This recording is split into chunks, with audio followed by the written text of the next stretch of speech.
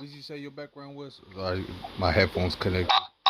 I'm an inquirer for the Orthodox Church of Christianity. Do you know what that is?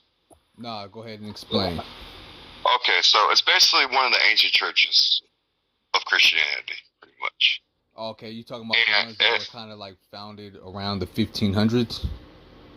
No, even before that, because do you know when Jesus talked to Peter and said, "Go out and build my church"? Right. It's referring to like the Syrian church, the Catholic church, and the Orthodox churches. Those are the ancient churches. Okay, so how would that be the church if we know that in the book of Acts chapter 7 verse 38 it tells us exactly what the church is? Well, the one thing about the ancient churches is that their apostles have connections with the apostles from Jesus too. That's the other claim from the ancient churches. Like, for example, the Catholicism, they claim is that their Pope has a lineage that's all the way tied back to St. Peter, if that makes any sense. Yeah. That's the ancient stance, ancient church's stance and arguments. Yeah, they say that the first pope is Peter himself. Mm-hmm. Right. Yeah, I'm familiar with that. And so to me, like when I grew on my spiritual journey, learning about Jesus too, I learned, and he spoke it too in the Bible too. It says he came to fulfill the law, not to abolish the law. So I don't really think the question above it should be changed to what happened. Like it should be changed to it's been fulfilled. Because just okay, Jesus so let me ask you. Right. Okay. When you're reading, right, Matthew chapter 5 and verse 17, when it says, "I come not to destroy, but to fulfill," why is it that, a lot of people, they like to imply or assert the word, quote, the law after the word fulfill, when it just simply ends at the word fulfill? It was Matthew 15. Sorry, I was trying to look it up while you said it. Yeah, Matthew 5, verse 17. Appreciate it.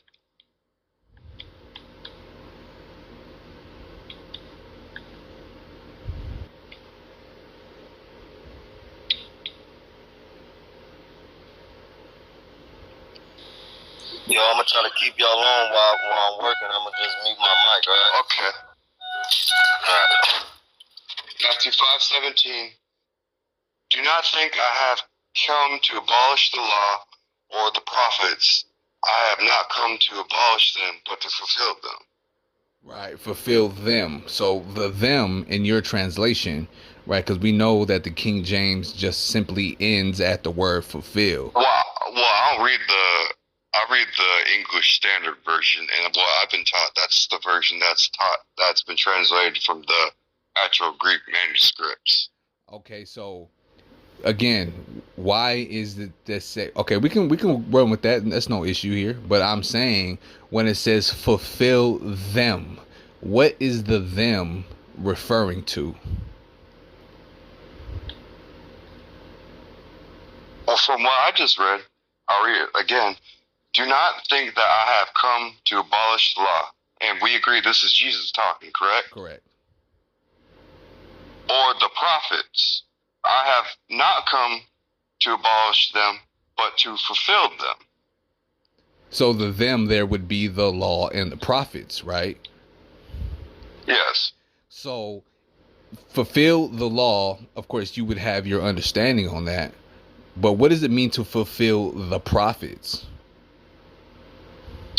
That I have not really looked into. You brought something new to mind. Okay, I got you. Go to the book of Acts, chapter 3, and verse number 18. Okay, Acts.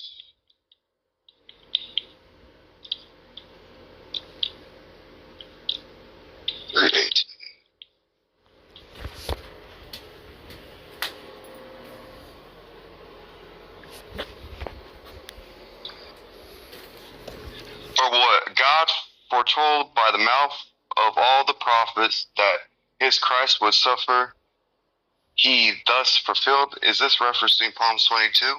That's referencing all of the scriptures, right? Isaiah 53, right? Psalms, etc. Okay. What was spoken Yes. about of the prophets, and, Yes. right? The law and the prophets. That's what Christ came to fulfill. So in Matthew 5:17, where it says he come not to destroy the law, right, or the prophets, but to fulfill, he came to fulfill what was spoken about his suffering, his death, his burial, his resurrection. That's what he came to fulfill. Hence why he says, I come not to destroy or do away with the law, meaning he's inferring that the law is to remain in place, right? He's coming to fulfill his suffering.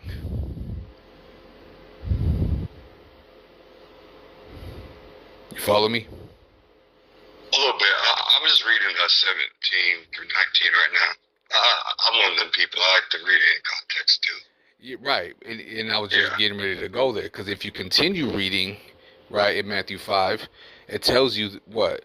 Read verse 18. But what God foretold by the mouth of the prophets. No, I'm sorry. I'm sorry. Read Matthew 5 and 18.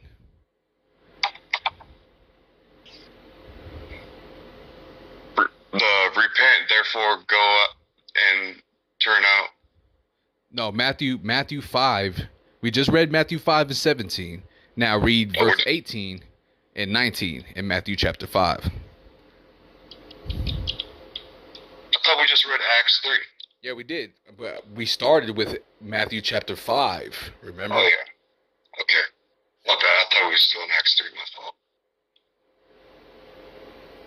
Okay, so the blessed are those who hunger. Right, Matthew 5 and 17 through 19. Oh, 5. Okay, 5, 17 through 19. Do not think that I have come to abolish the law or the prophets. I have not come to abolish them, but to fulfill them.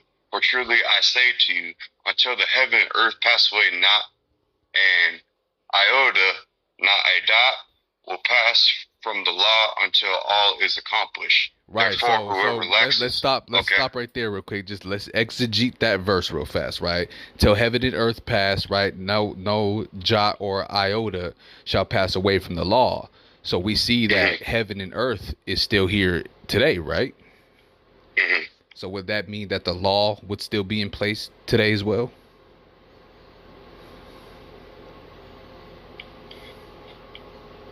Yes, but didn't Jesus say he came to fulfill the law, though, right? No, we just established, right, that Matthew 5 and 17 is talking about what is spoken in Acts chapter 3:18, that he came to fulfill what was spoken about his suffering, his death, burial, and resurrection.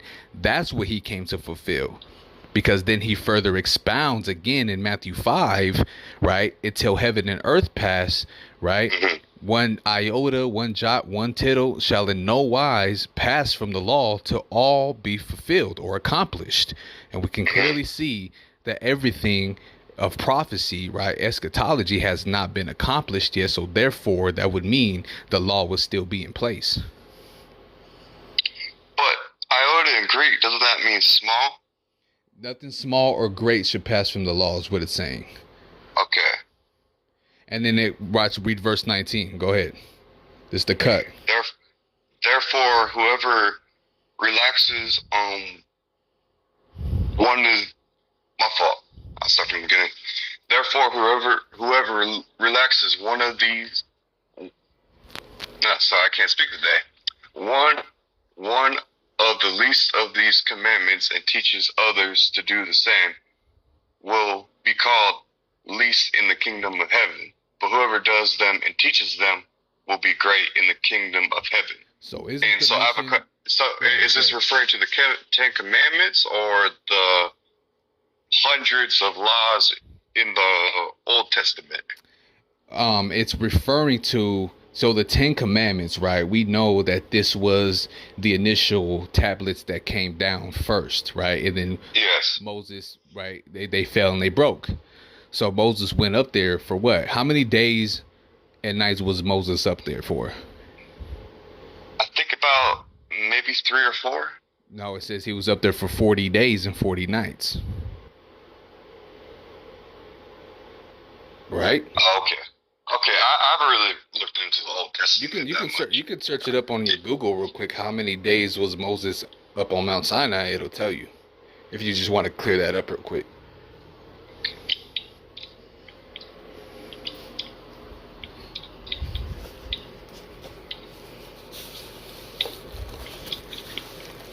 Yeah, I'm sorry. I'm one of those, since Jesus fulfilled the Old Testament, I don't really look at it that much, I'll be honest. That's the thing. Christ didn't fulfill the Old Testament completely. That's the problem with modern day religion, right? Christianity, etc., is that they teach that false doctrine. All right, I see it. 40 days, 40 nights. Okay. Right. So, did it really take Moses 40 whole days and 40 nights to just write simply 10 commandments?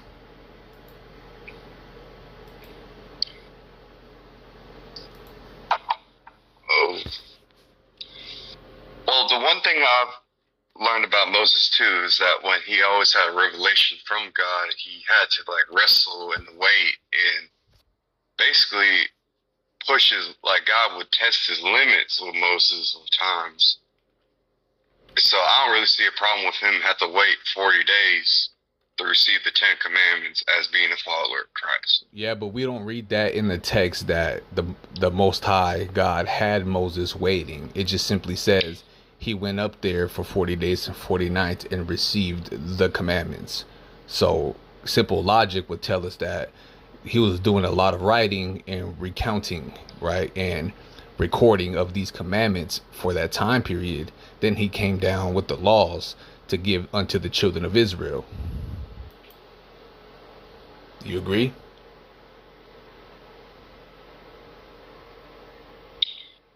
I don't know. I'll be honest with you. You don't know? Explain. Go ahead. Explain why you don't know.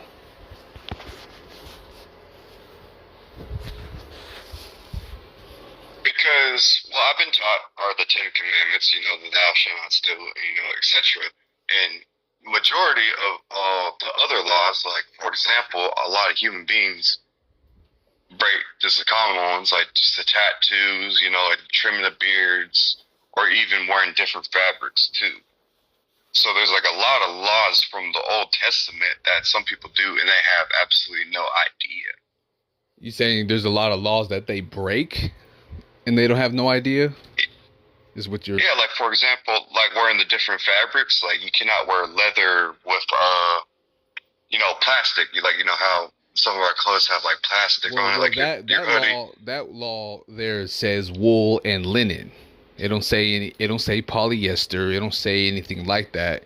It simply states what the mixed fabrics thou shalt not wear is, which would be wool mixed with linen. Right, but that's neither here nor there. Now, again, so you agree that he received more than 10 commandments on Mount Sinai, right? Now, for example, let me ask you this. What about the laws of, same gender relations? I would just say that for, TikTok purposes. Same gender relations. Is that law done away with? Well, no, because we read in First Corinthians, verse 6, dot 9. Right, and we can read that in Romans 1, right? Yeah. Okay. So, and that's what Jesus said too.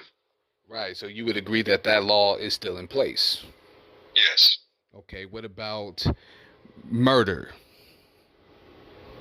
Or unaliving. I would say that. I forgot about TikTok stuff.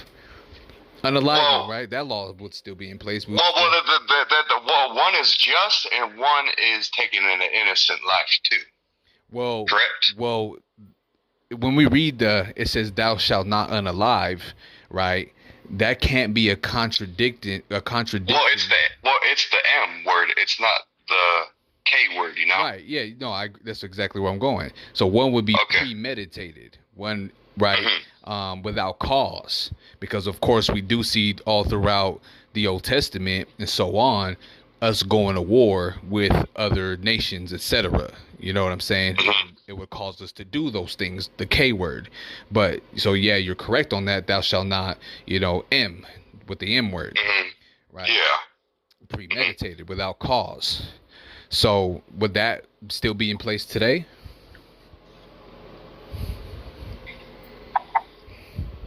For the shall not am? Shall not am, yes. Yes. Okay, so then that would mean that the laws are not done away with. But we just did talk about one of the Ten Commandments, no? No, because we see that, right, same gender relations is not written in the initial 10. You're right. My fault. Right, so that's not in the 10. It's outside the 10. You're right. But You're right, my fault. Thus saith the Lord. I gotta say something real quick. Tristan, I like how you conduct yourself, bro. Well, I mean, if I'm wrong, I'm wrong. I'm not gonna be one of these people that's, No, I just had to say that. I'm going back to work. Right. So we would both agree, Tristan, that the laws of God are not done away with? Yes. Okay, awesome. Now, we can also see this account as well happening, that these laws that we're talking about here is only given to the children of Israel. These commandments were not given unto any other nation to follow. Do you agree with that? Yes.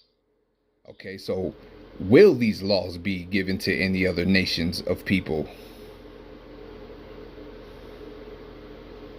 Well, we know the people of Israel are people who put their faith and trust in Jesus Christ.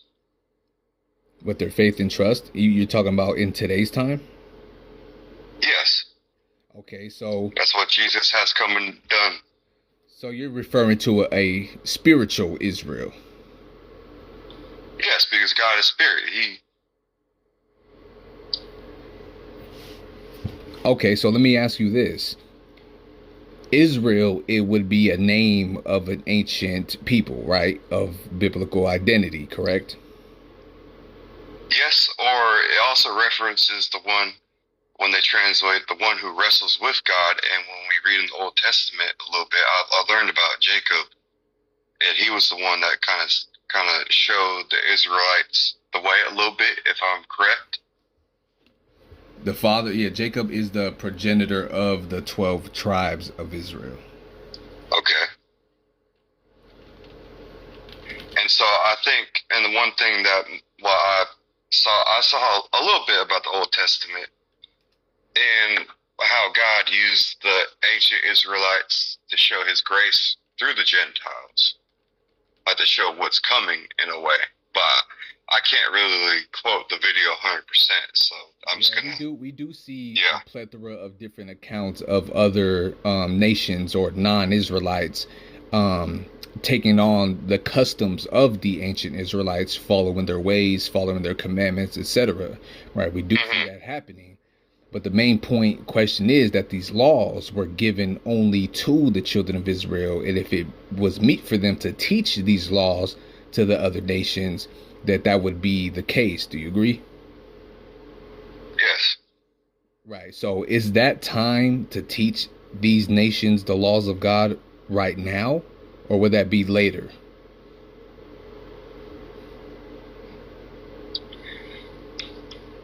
That one, I'll be honest with you, I'd have to pray on and do some research about. Right. Well, I cannot answer you that. I'll be honest with you. I got you. I understand. If you read Isaiah chapter 2, verse 2 to 3, that's your answer right there. Isaiah 2 to 3. You can start at 1 just to keep it contextually organized. Well, Isaiah chapter 2, that's where you're referring? Yes, Isaiah chapter 2, verse 1 to verse 3. Okay. I thought you was referring to Isaiah chapter 1. I was going to be like, oh man, he about had me read.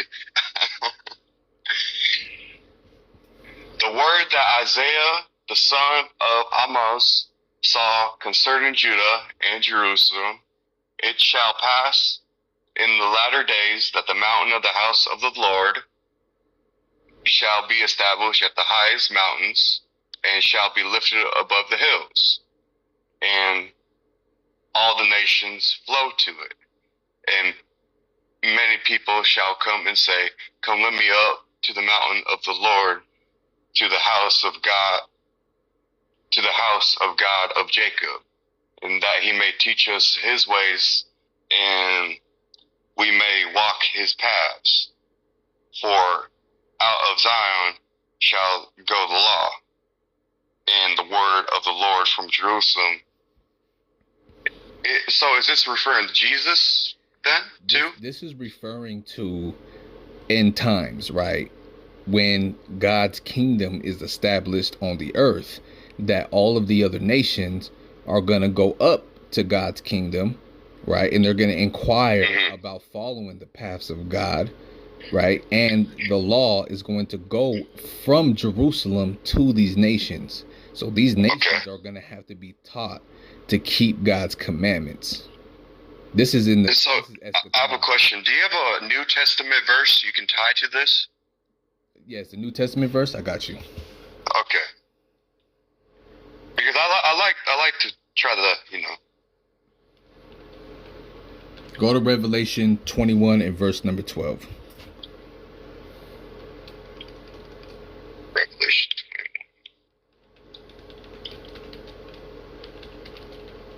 21. 1 through 12, you said? Just verse 12. Okay.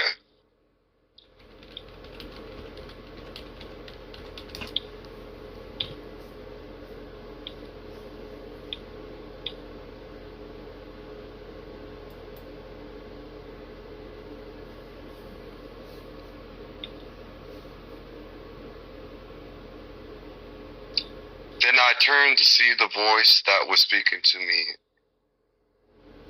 And on turning, I saw golden lampstands. Are you reading Revelation chapter 21? Oh, I read 12. My fault. Yeah, chapter 21, verse number 12.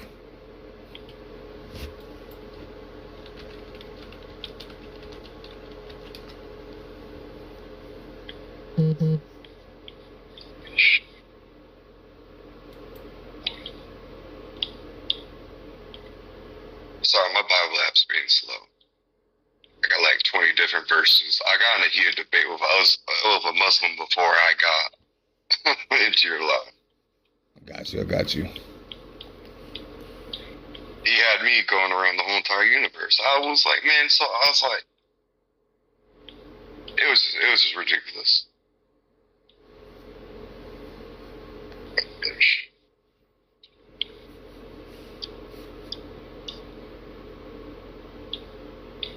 And which Bible are you referencing so we can just be on the same track? Because I read out the... It'll matter the translation. Well, I read out the English Standard Version, so sometimes they change we cross-referencing and do comparative text all the time, so it doesn't matter. Well, when you gave me the Revelation 21 verse 1, I didn't have it in the translation I was reading. That's why I was saying. Oh, interesting. Yeah. Interesting. That's interesting right there. That might be an error.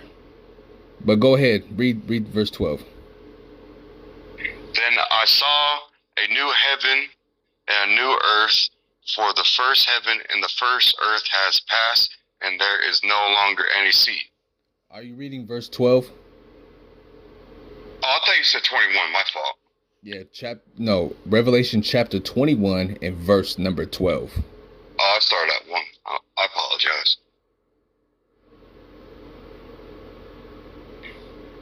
It had a great high... Oh, no, my bad.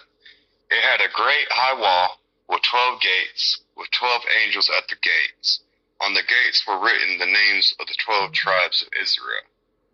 Right, the 12 tribes of the children of Israel. So does this infer only one gate for all people to enter into, or is it specifying each gate for a specific tribe? Well, it sounds like it's saying the 12 tribes of Israel right here. Right. So this means that the entrance, right, the entering in of the gates would only be for the 12 tribes of the children of Israel. It doesn't have any other names on these gates for any other nations. Mm-hmm. So this would be the kingdom of God.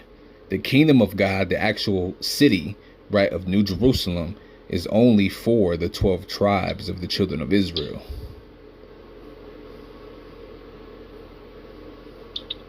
And so who are the children of Israel then? So the children of Israel, we can identify who they are according to Deuteronomy chapter 28, verse 46. Are you familiar with that? You said Deuteronomy verse 46? Deuteronomy chapter 28, verse 46 lets us know who the children of Israel are in today's time.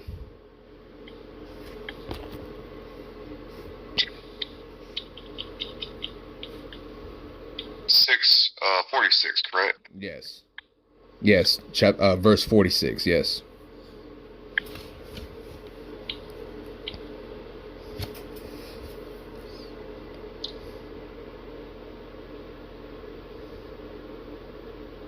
Hear, all Israel, the Lord.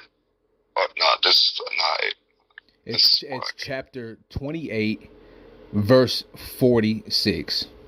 Oh, 28, my fault.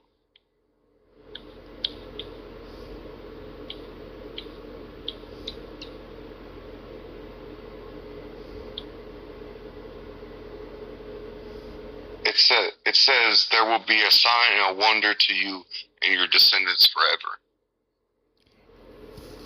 Right. So what, matter of fact, read verse 45 just to bring that contextually in to its proper context. Go ahead. 45. All right, let me pull it up real quick. Got scroll. All these curses will come on you. They will pursue you and overtake you. You are destroyed because you did not obey the Lord your God and observed your commands and decrees. That's how you pronounce it? Decrees he gave you. Decrees. What does that mean? Decrees just means in a written order. Okay. Well, I noticed it says you did not obey and it had the all capital Lord your God when it said it there. Correct. That would be the Father. So what it's saying here, that these curses would come upon the children of Israel. And isn't it a common talking point amongst the Christian community on how they say that the Israelites, disobeyed God's laws time and time again?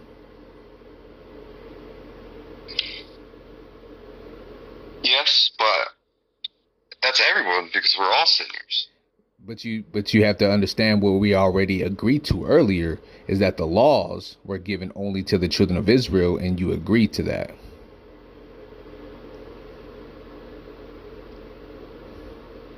Okay, but this verse didn't say who they was. You now go to verse number 15.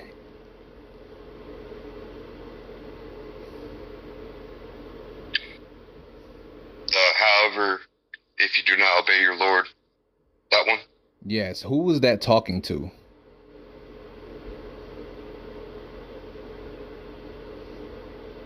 Who was the proper audience that verse is being addressed to?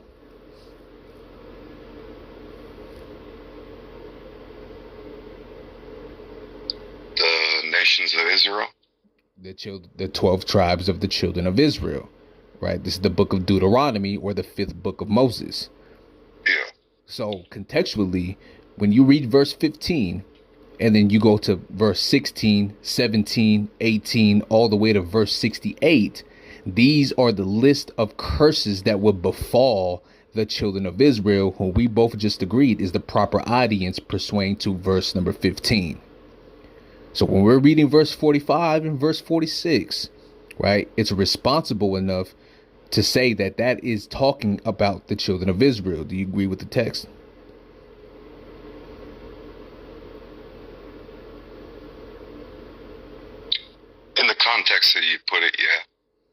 Right. So now go back to 45 again, and we can see, let's read what is being declared or being told to the children of Israel again. All the curses and all the stuff will be set upon you and other stuff. Right. Now, the point I was trying to bring out was, how do we know who they are today is the question you posed. Let's read verse 46 now. They will be a sign and wonder to you and your descendants forever. Right. So what is a sign used for? To show you something. Right. Or an identification marker, correct? Yes. Right. So these curses would be on the children of Israel as an identification mark, right? And a wonder upon their seed forever. Does forever mean forever? Yes. Right. So even to this day, these curses would be used as an identification marker to identify who the children of Israel are today that are under these curses.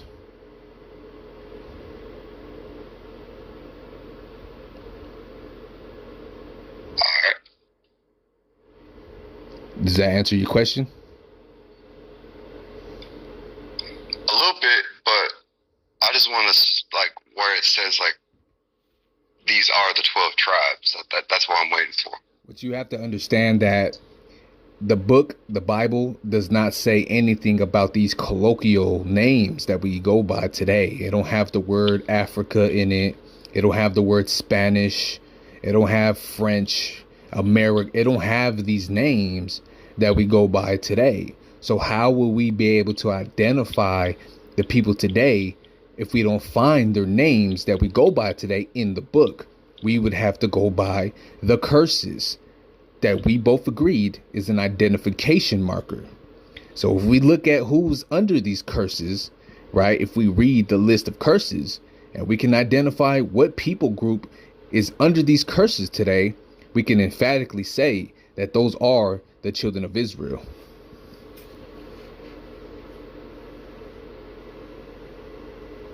Just based off, like, just overall everything, pretty much? Based off the curses. The curses identify who's the children of Israel today, is the point. Okay. Do you agree? Yes.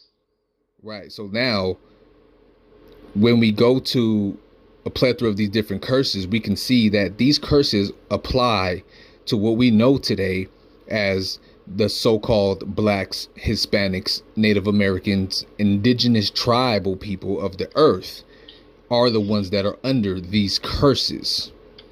Every other nation that you see on the earth today has their rulership, has their own nation, has their own economy, autonomy, military, ruling power. So they cannot be under the curses because they have everything that they need. Those that are under the curses will be the ones trodden down on the bottom of society, or what the world would call minorities. You follow me? Yeah. Those are the true children of Israel. Now we can look over there right now in Israel today, and we see the small hat people, right? Them. How is it that they are committing the most wickedness on the earth, but yet they have every blessing that they can get? That would contradict the curses. Because remember what we read in verse 15. It says, if you do not keep my commandments, you will be cursed. And we see that they don't keep the commandments. So, but they're blessed though. Wouldn't they be under the curses?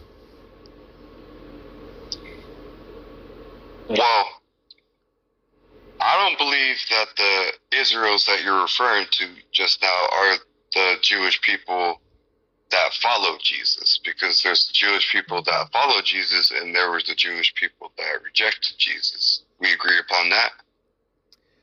You said the Jewish that rejected Jesus? Like the ones that accused him of, like the ones that rejected him as the Messiah. Okay, are those individuals alive on the earth today? No, but they did make the Tanakh after during the time of Jesus. Well, That is actually historically documented. Are you talking about? You mean the Talmud is what you're talking about? The Talmud. My fault. I get all those books mixed up. Right, the Babylonian Talmud, right, the Mishnah. Yeah, right. yeah. Because when Jesus came around, he made all the Jewish Pharisees at the time really mad because he claimed to be God in the flesh.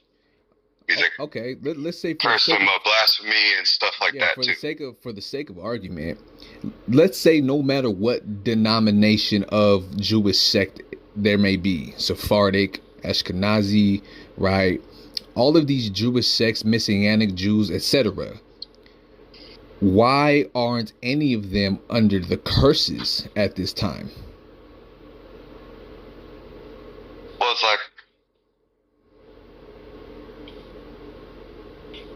probably it's because they're not the true descendants. That's the answer. Yeah. Well, my definition of the descendants of, like, it's people like the tribe of Israel would be the followers of Christ. Well, you can't. You'd have to show me that in the text, because we see that everybody does not follow Christ.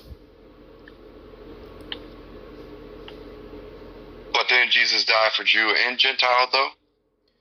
So that's another thing right there. So let me ask you a question. Because I already know what happened. You're a Hebrew Israelite. I'm gonna be honest with you. I'm an interracial man technically because I'm Native American and white.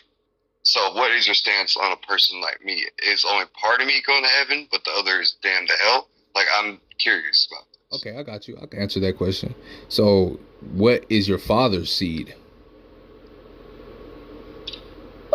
I think he's like. Are you Native American Dutch. from your father's side or your mother's side? My mother's side. Okay. So your mother does not determine. Does your mother bear seed? Does she have spermia? No.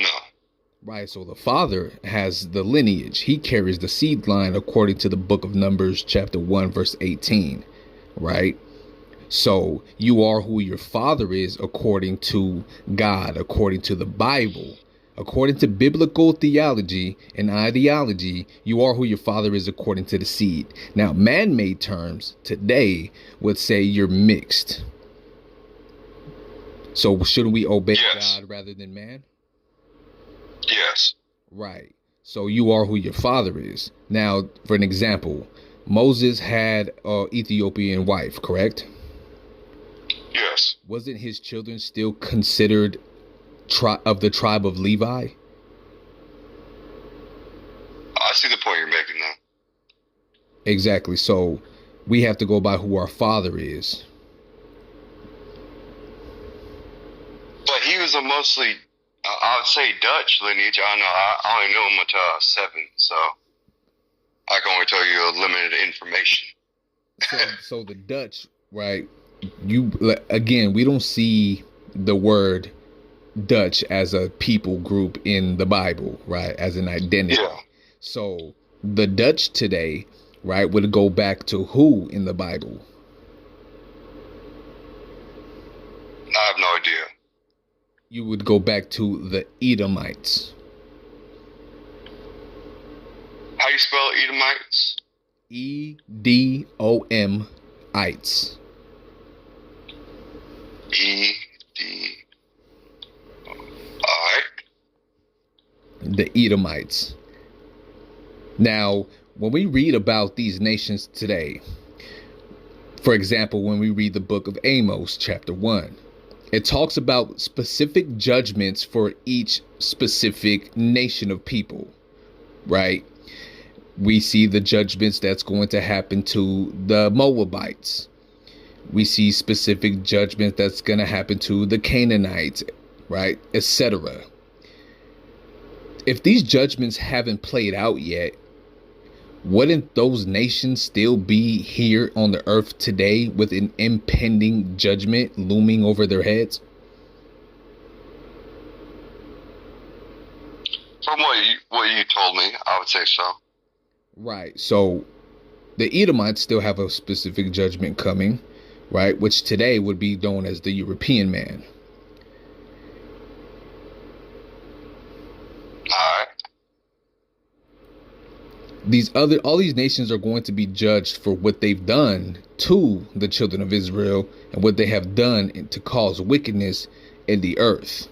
Now, again, when I mentioned earlier, these nations have power in the earth, militaries, economies, nations themselves, right? Or what the Bible would call kingdoms, right? What the world calls ministers, prime ministers, and presidents, the Bible would still consider them as the kings of the earth, right? Because it doesn't use those terms.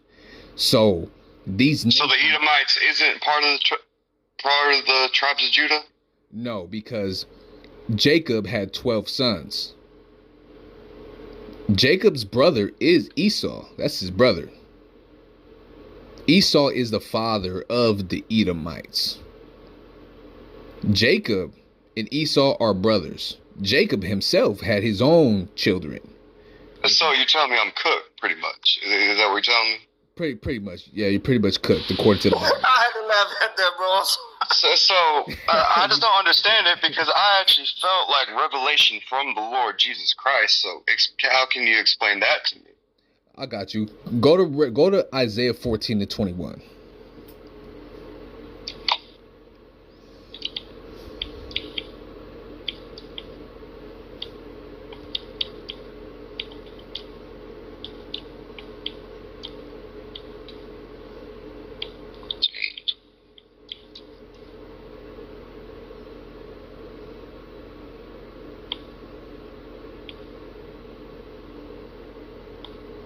Prepare slaughter for his children, for the iniquity of their fathers, that they do not rise, nor possess the land, nor fill the face of the world with cities.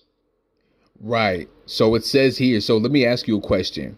If you go out with your pops or your grandpa, and you guys go dine out somewhere at a restaurant, right? You order $80 worth of food, and your pop says, hey, I'm going to get up and go to the bathroom, and he leaves and never comes back.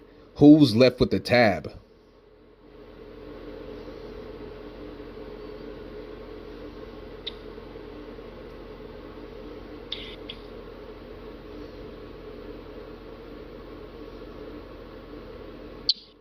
But what if my father's, since he abandoned me, that shouldn't apply to me then? So it's not talking about your actual father. It's talking about the forefathers of your nation. If they're no longer here, who has to pay the tab? Where is the blood of your forefathers found today? So you don't think that God judged them for what they did? And their judgment, suffering for their sin? So individual judgment is the thing, but we're talking about national judgment as a whole. The whole house of Esau is going to be destroyed, or the whole house of Edom. Now, again, who would be left with the tab?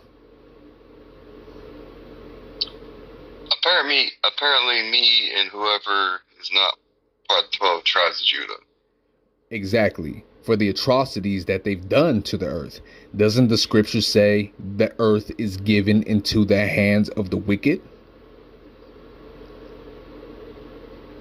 And wouldn't the European man today be the highest of the ruling class of dominion over the earth at this time? I wouldn't say so, the way that Islam's taking over there. That's a part of the plan, right?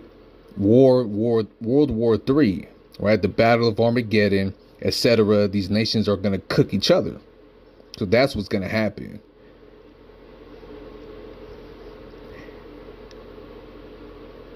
I mean, we shall see. I mean, there's been plenty of people that says Revelation is going to happen on a specific day.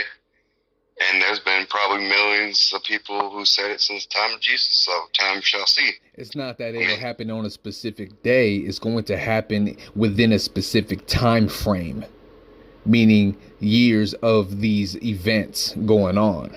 So why didn't it happen in World War II then? There was a lot of great wars and stuff like that. World War II would be considered the second woe. So how many woes are there until the final woe comes? There's 3 woes. Let's get that in Revelation.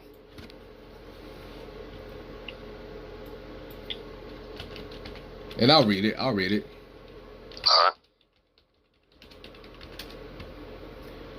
Right? So Revelation chapter 9 and verse number 12 says, "One woe is past, and behold, there come 2 woes more hereafter." Right? Let me get the English translation just for you, right? ESV, right? Let's go. ESV, where you at? Right here. Easy. Okay, right here. English Standard Version. So me praying to Yahshua is useless? Is that what you're telling me? Yes, because you have no place for repentance, right? According to what's that? Hebrews chapter 10, right? So again, but doesn't it talk about in the New Testament about a Gentile baptism, though? Okay, so we can get back to that. So the Gentiles, right, are Israelites sometimes referred to as Gentiles because they have adopted the customs of the Gentile nations?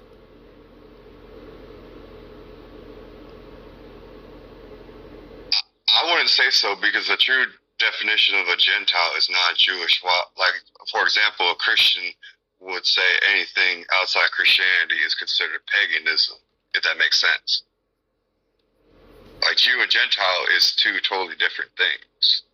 Like, a Gentile does not believe the same thing as a Jewish person would. So Gentile is just not based off of a belief, right? It's not. It's non-Jewish person. That's the definition of a Gentile. Okay, let's see. We'll see about that. Let's go. Let's use which one?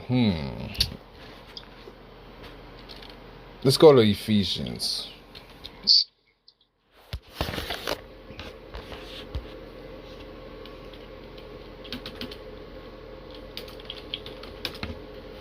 Right, so let's see here.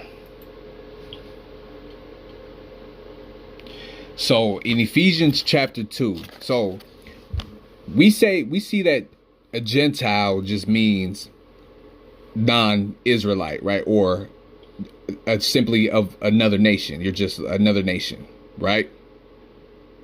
Mm-hmm. Okay, so then why do we see here in Ephesians chapter 2, verse 11, right, where Paul's saying, "Therefore remember that at one time you were Gentiles." What does it mean to be you were Gentiles? How do you stop being a Gentile?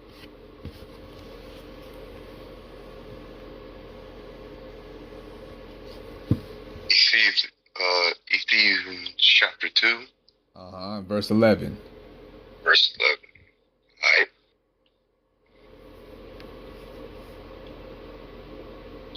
"Therefore remember that formerly that who are Gentiles by birth are called uncircumcised by those who call themselves the circumcision, which is done by the blood by human hands."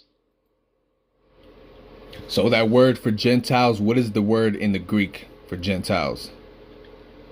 Okay, that's why I was trying to find the definition. Right, the Greek word is ethnos. This is where you get the word ethnicity from. Mm-hmm. Right? It says ethnos, a race, right? Tribe, especially a foreign, non-Jewish one. Usually, by implication, pagan, Gentile, heathen, nation, people. That's the definitions. So why does non-Jew. Why does it use the word usually? What do you mean? It says, "Therefore remember that formerly you who are Gentiles by birth and called uncircumcised by those who call themselves the circumcision, which is done by the body by human hands." Right, but I'm saying, why does it use the word usually in the definition? Right, the definition for the word, right, let's see, okay. The Greek word for Gentiles in the Greek is ethnos. And the definition for ethnos uses the word usually. Usually a heathen. Why does it use the word usually? Is that inferring that sometimes it's not referring to an actual heathen? Well, when I just looked up, the term Gentile in Greek is translated as ethnos, which means nation or people in biblical context. It refers to anyone who is non-Jewish descendants and composing various nations and cultures. Okay, are you using the Strong's definitions? No, I just looked it up. Right. I just looked up Gentiles meaning in Greek. Because when I looked up Gentile meaning, it just said non-Jew, but... Look in the Blue Letter Bible. Right? The Strong's definitions.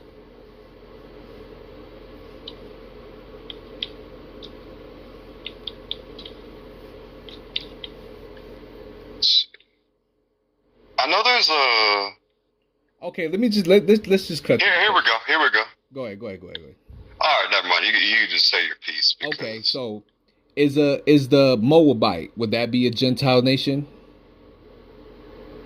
I'm not really familiar with all the Moabite.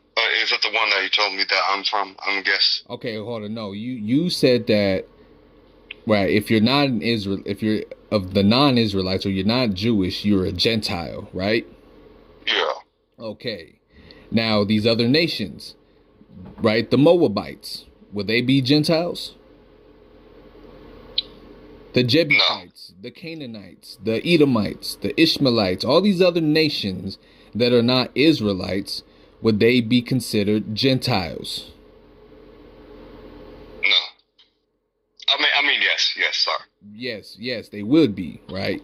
Now, again, all the other nations, the Samaritans, would they be considered Gentiles?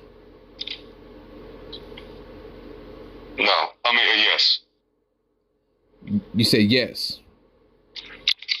Okay, so now let's go to John chapter 4. The woman of the well. Are you familiar with that? Yeah, the referencing, like, he knows what I've done. Yes, I know that story. Right. So go to John 4 and start at verse number. Let's start at 5.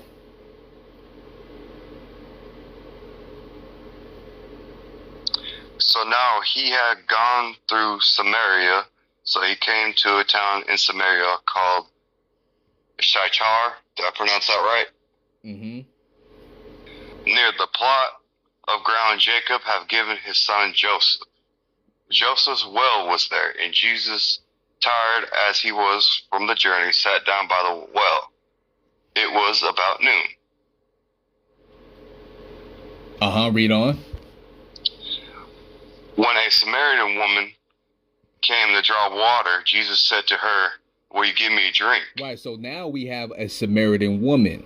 She would be, what you agreed to earlier, a Gentile, right? Yes. Okay, so... Yes, I know this story. Right, so a Gentile woman, a Samaritan woman, right? Go ahead. Well, we later on that Jesus reveals himself to her, correct? Right, that's not the point, but just keep reading. So, when a Samaritan woman came, his disciples have gone into the town to buy food. The Samaritan woman said to him, "You are a Jew. I am a Samaritan woman. How can you ask me for a drink? For Jews do not associate with Samaritans." Jesus answered her, "If you know the gift of God and who it is that asks you for a drink, then you would have to ask him, and he would have given you living water." Mm-hmm. Keep going. 2 more verses. Go ahead. "Sir," the woman said, "you have nothing to draw with, and the well is deep. Where can I give you this living water? Are you greater than our father Jacob, who gave us the well and drank from itself, as did also his sons and his livestock.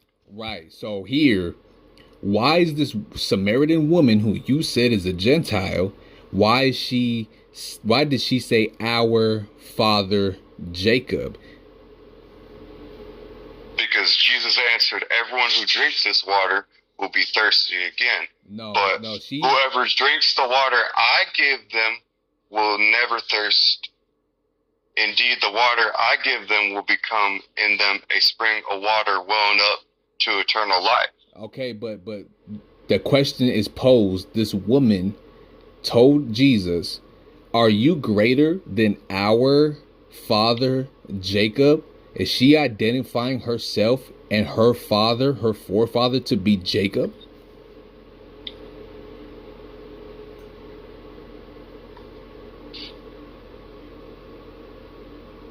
That's a cut.